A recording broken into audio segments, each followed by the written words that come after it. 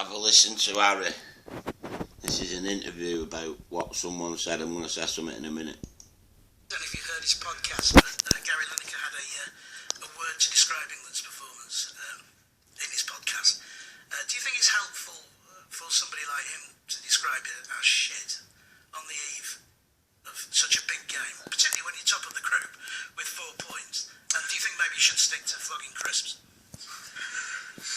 I think it's always, I'd never want to be disrespectful to any player, especially, a player who's worn the shirt and knows what it's like to play for England. But, of course, I think what maybe ex-players or ex-players who are pundits now have got to realise is that it's very hard not to listen to it now, especially for some players who are not used to it or some players who are new to the environment. So, I always feel like they have a responsibility. I know they've got to be honest and give their opinion, but also their responsibility of being an ex-player, an ex-England player that a lot of players looked up to, that, people do care about what they say and people do listen to them. So, like I touched on, everyone's got their opinion, but the bottom line is we haven't won nothing as a nation for a long, long time, and a lot of these players were part of that as well, and they know how tough it is. So it's not digging anyone out, but it's just the reality that they do know that it's tough to play in these major tournaments and tough to play for England. But look, I'd never disrespect any ex-player.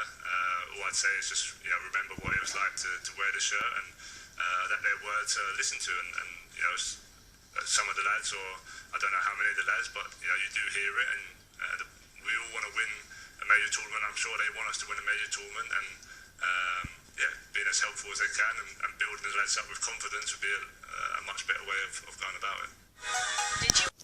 At the end there he said build the players up and everything else and this and that.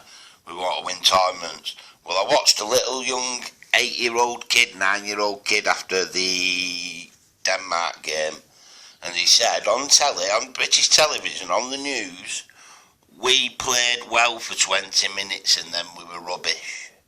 So if a little boy can see that you're playing rubbish and you're crap, why is moaning on a television programme about Gary Lineker can have every right to say anything like anybody else can. You earn money, you put on the England shirt, give me the England shirt and I'll show you how to play football. And I don't play football daily, but I'll show you how to do it, because that is something that should mean a lot to you, really. Get on the fucking pitch, play football for England. Go on, you up the England and all that, you know what I mean? That's what you should be thinking. You shouldn't be sat there going, don't call me, I wouldn't disrespect. No one's disrespecting you. They just expect things from you because you're a professional football player. You're not a political mastermind, you're a football player. Get politics out of football, simple. It's a rule, politics shouldn't be in football. This is why it's like it is. So, Harry Kane, when you're playing, when is it, tomorrow? Put this on today, tomorrow. So, Harry Kane, listen, I'm going to tell you the truth.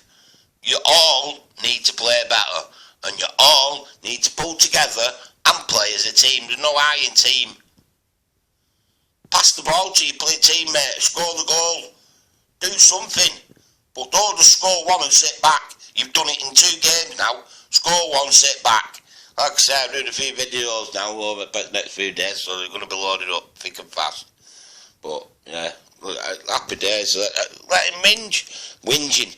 I tell you what, give me the England shirt and I'll show you how to play football. I'm a fat lump, but I'll show you how to play football.